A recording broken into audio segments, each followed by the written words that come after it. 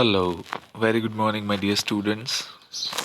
Welcome to the science lecture. Myself, Tosip sir, and today we are going to discuss exercise of unit number 1.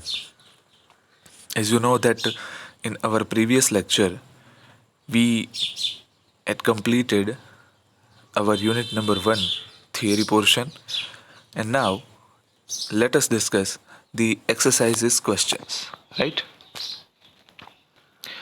The first question is select the correct word from the following list and fill in the blanks. So, first question is of fill in the blanks. The same kind of plants grown and cultivated on large scale at a place is called.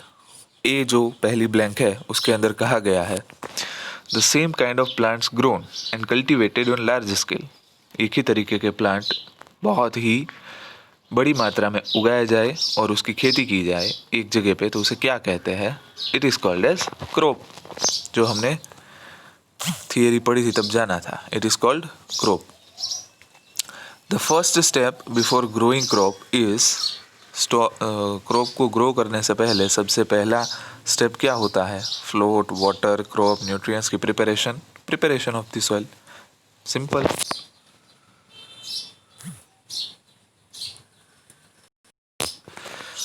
C. Damaged seeds would blank on top of water. Float, water, crop, nutrients, preparation.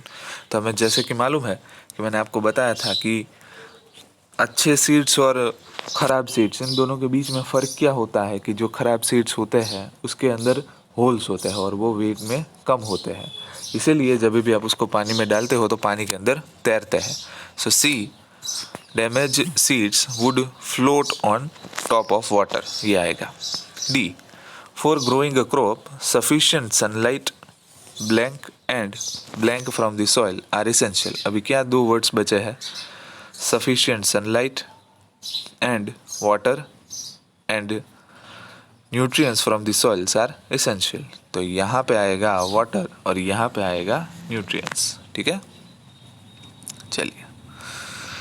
Question number 2. Match items in column A with those in column B. Kharif crops, Rabi crops, chemical fertilizer and organic manure. Kharif crops. कैसे खरीफ crop कहा जाता है और राबी crops किसे कहा जाता है चलिए आइए देख लेते हैं इसमें जैसे कि मैंने आपको पढ़ाया हुआ था खरीफ और राबी ये दोनों क्रॉप के प्रकार है पहले से ही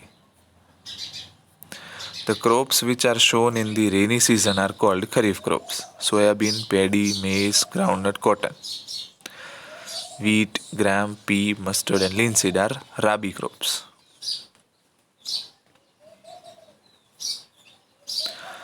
So kharif crops किसे कहा जाता है? Paddy and maize. और rabi crop किसे कहा जाता है? Wheat, gram and पी चलो देखते हैं यहाँ पे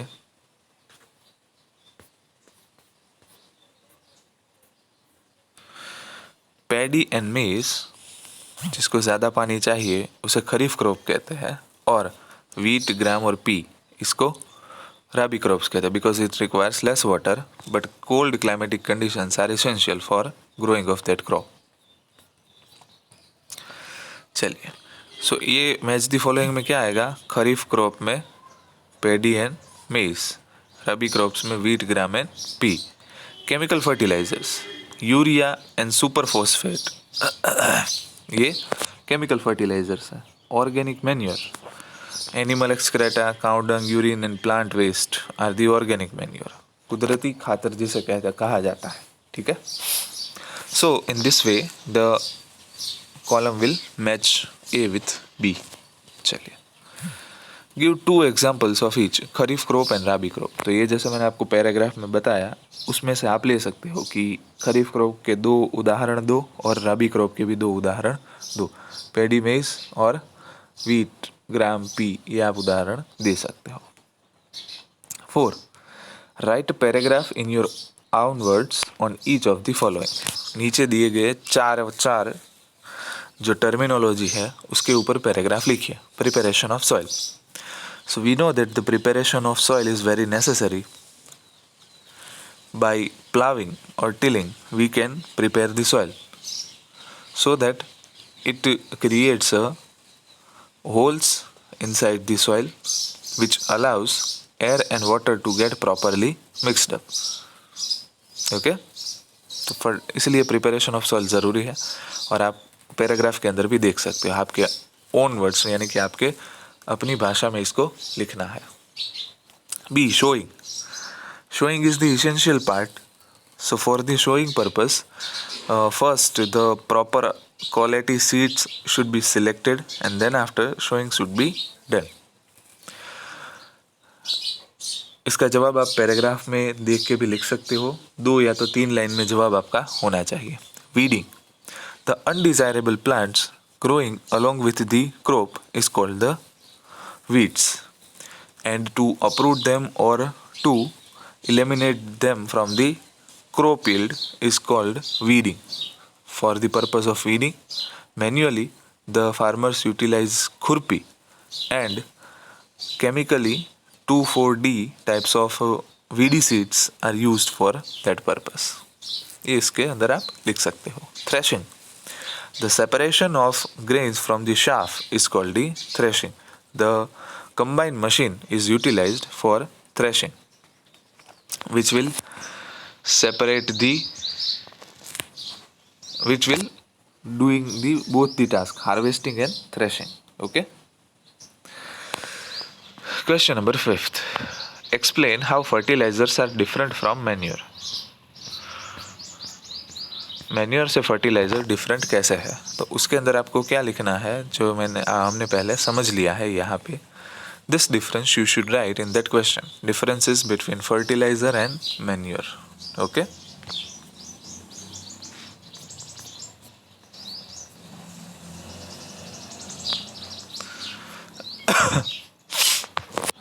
Question number 6th. What is irrigation? Describe 2 methods of irrigation which conserve water. Irrigation means to supply a necessary amount of water to the crops is called irrigation. And to conserve water, there are 2 methods, drip irrigation system and sprinkler type system. तो उसके बारे में भी आपको 2 या तो 3 लाइनों में लिखना है. ड्रिप सिस्टम में क्या होता है, स्प्रिंकलर सिस्टम में क्या होता है. In the sprinkler system the arrangement of pipes is made in such a way that the pipe should be vertical to the horizontal pipeline, and the top of the head of the sprinkler system is rotating continuously, which will which will supply the necessary amount of water with the enough pressure. This system looks like a rain type arrangement. बारिश के जैसा ये system follow करती है.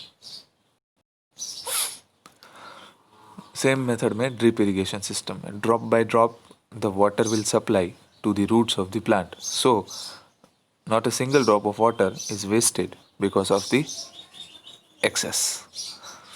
तो ये आपको answer के अंदर लिखना है पैराग्राफ के अंदर देख के या तो अपने आप से. 7th number question. If wheat is shown in the kharif season what would happen? Discuss. अगर गेहूं को खरीफ सीजन में यानी कि मानसून सीजन में उगाया जाए तो क्या होगा उसकी थोड़ी डिस्कशन कीजिए. So we know that the wheat is a rabi crop.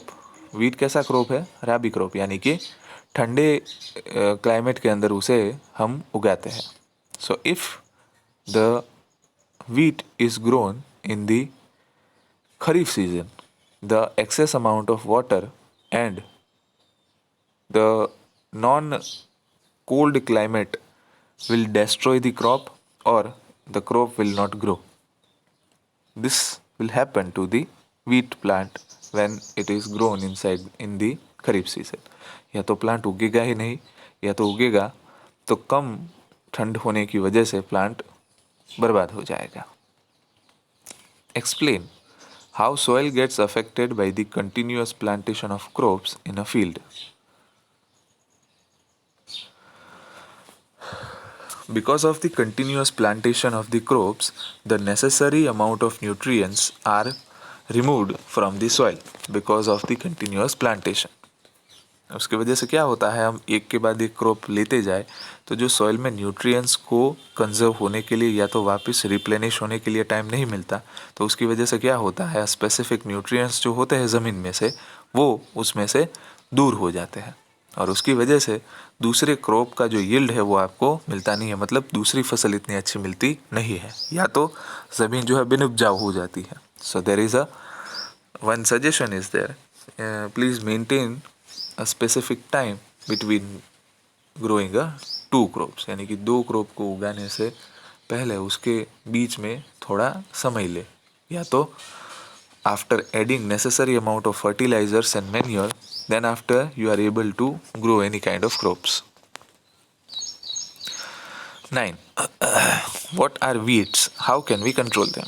As I already told you on that short note, weeds are the undesirable plants which grow along with the crops.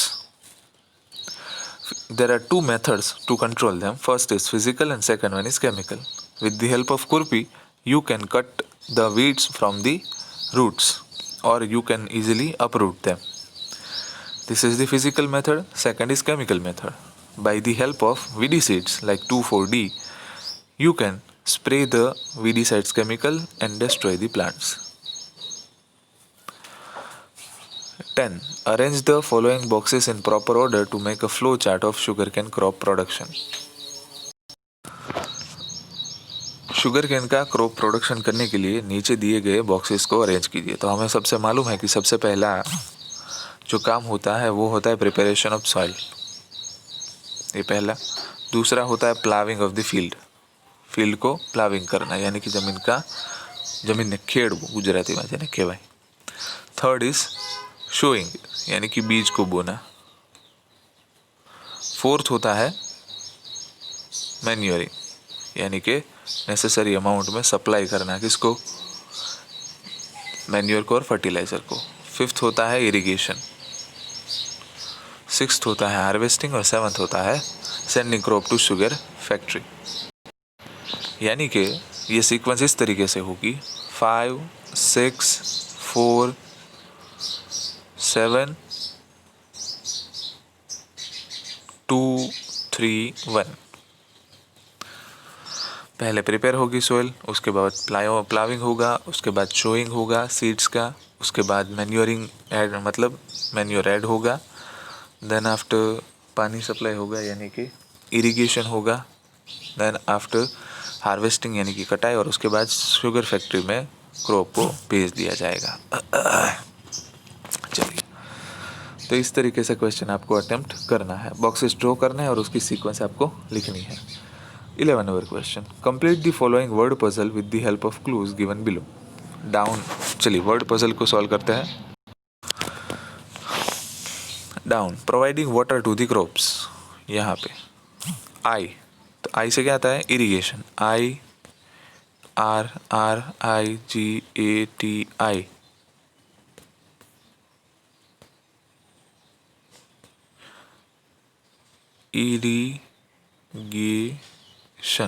Irrigation यहाँ पे आता है, ठीक है, first. Second, keeping crop grains for a long time under proper condition, storage. Crop grains को लंबे समय तक एक प्रॉपर यानी कि सही कंडीशन में लंबे समय तक रखना, मतलब स्टोरेज. यहाँ पे आएगा आपका storage. Certain plants of the same kind grown on a large scale, ये मैं आपको दूंगा लिखने के लिए, इससे पहले भी ये डिस्कस हो चुका है. Third, a machine use for cutting the matured crop. Third, harvesting और harvester. A rabi crop that is also one of the pulses, जो एक पल्स है रबी क्रॉप. फोर्थ, ग्राम.